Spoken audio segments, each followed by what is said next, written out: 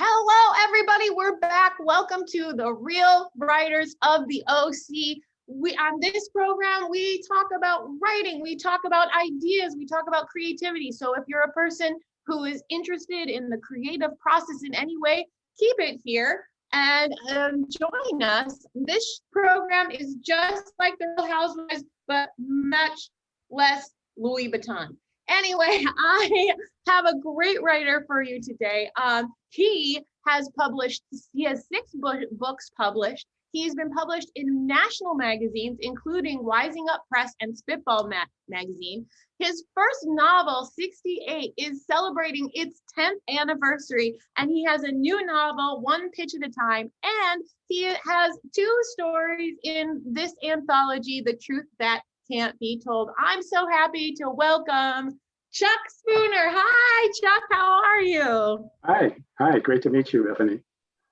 So good for you to be here. Thank you for being here. So let's talk about, first, let's just start out with this 10th anniversary of your first novel, 68. What is that about?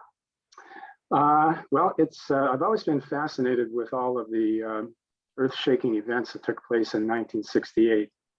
And so this novel is about several families in a small town in Northern California, which just happens to be my hometown of Vallejo, California. And it follows them as they live their lives through all of these earth-shaking events, like the war in Vietnam and the Tet Offensive and the Pueblo incident and Lyndon Johnson stepping aside, saying he wouldn't run again. The assassination of Martin Luther King, the assassination of Bobby Kennedy, the riots at the Democratic National Convention, and on and on. And so that's kind of the background, that kind of plays in the background while this group of families is living their lives and dealing with all of their issues through this period of time. And of course, the Vietnam War is kind of hanging over everything. Mm-hmm.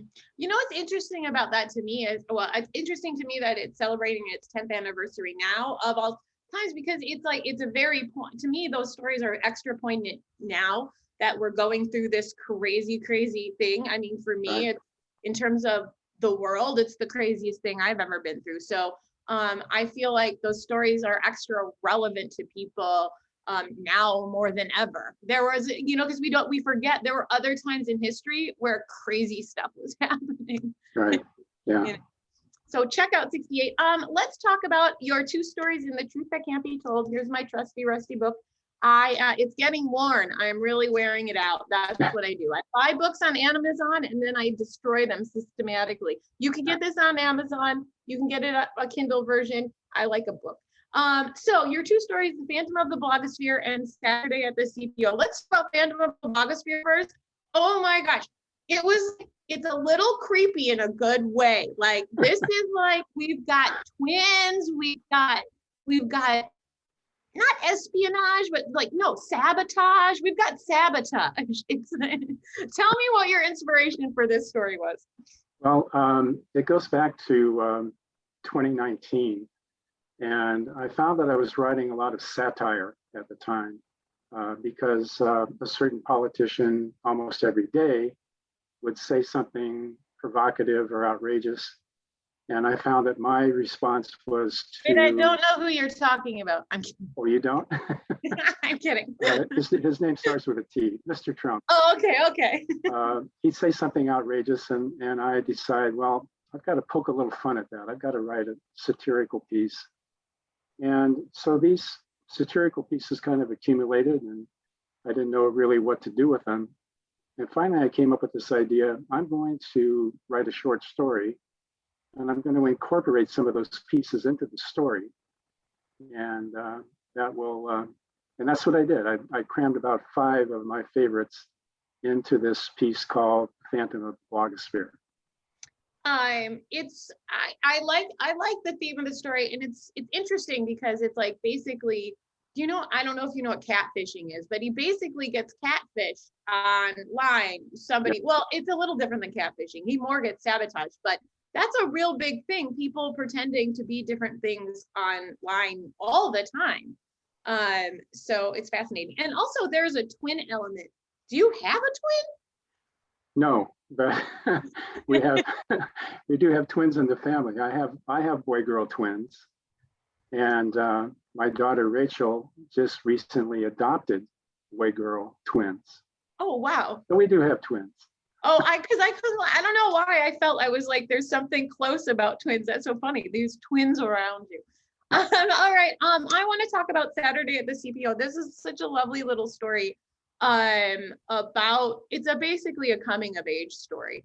So which it felt a little like it had like a Wonder Years kind of feel to it to me, that show, The Wonder Years.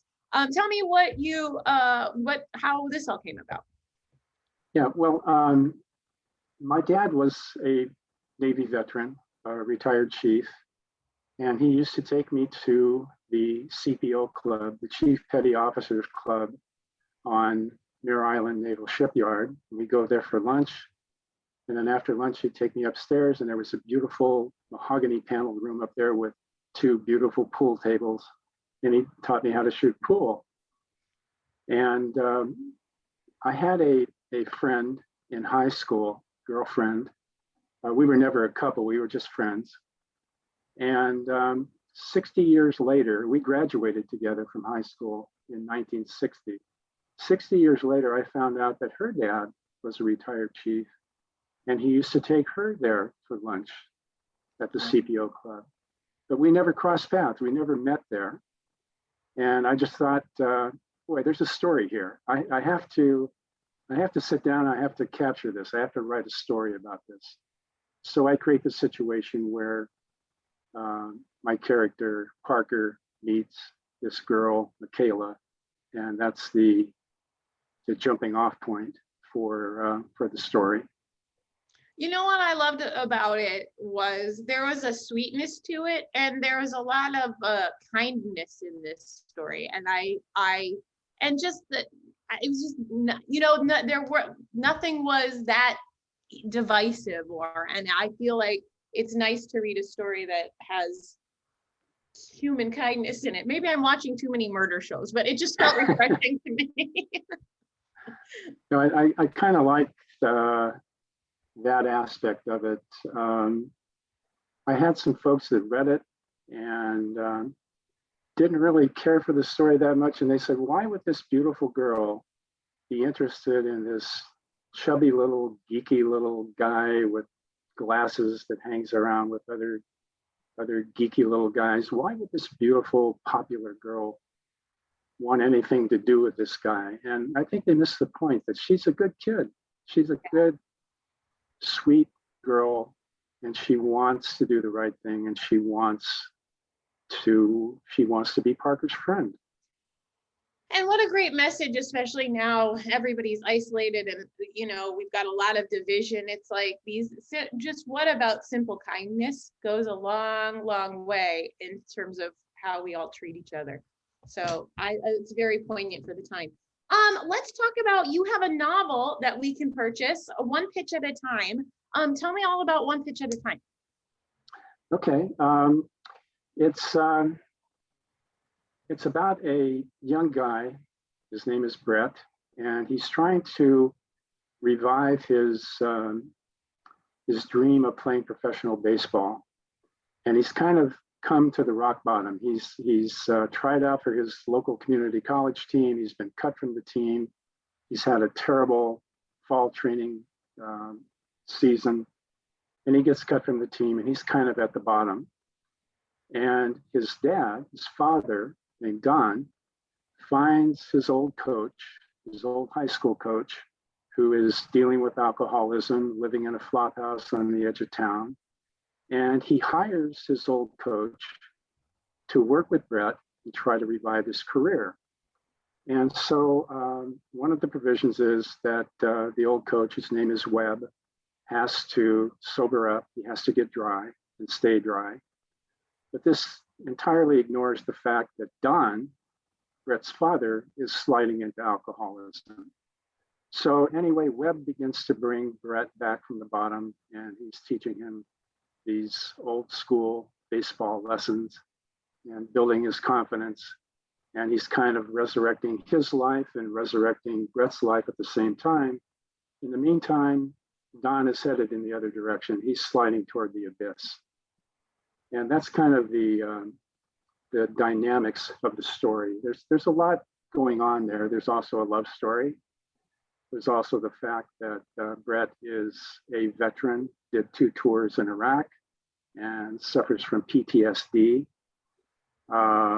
So there's a lot of layers to the story, and into all of this family drama comes the coronavirus and the pandemic, which ends up playing a major role toward the end of the story. And then at the very end, in May of 2020, we have the murder of George Floyd. And that's kind of where the book closes. So there's a lot going on. And it's a lot crammed into a novella. Wow, fascinating. It's so fascinating. You know, I love that you incorporated the coronavirus and George Floyd and all these things happening in the world. You know, with the global, somebody said to me recently, well, you know, people might not want to hear stories about the pandemic. And I'm like, are you kidding? It's the one thing that we've all experienced together. What could be more unified? Like, it's happening to all of us, you know? Yeah. So I love that incorporation. One of the cool things is that Diana Wang did the cover for me, and you'll notice cool. that there's a pitcher throwing a pitch, and the ball that he's throwing happens to be the model of the coronavirus. Oh yes, it is. Yeah. Oh my gosh. And, so Diana did a wonderful job. She actually worked from a picture of my youngest son, who was a pitcher, played his college baseball at the University of Virginia, and she worked from a picture and created the cover for me. Oh my gosh, it's so awesome. Now, where can we get that book? It's available on Amazon, and it's available in Kindle and also in paperback. That's awesome. Chuck, thank you so much. Oh, by the way, you go by C.W. Spooner, so don't be confused if you're buying the books. You can get one pitch at a time on Amazon. Can we also get 68 on Amazon? Get all 6 of my books are on Amazon. All 6 of them, C.W. Spooner. Of course, we can get The Truth That Can't Be Told, also on Amazon, and these other platforms if you prefer. I don't know. I'm not working for Amazon, I swear. I just find it convenient. Anyway, Chuck, thank you so much for joining us. Thank you, Bethany. Okay, and we'll see you next time, everybody. Bye.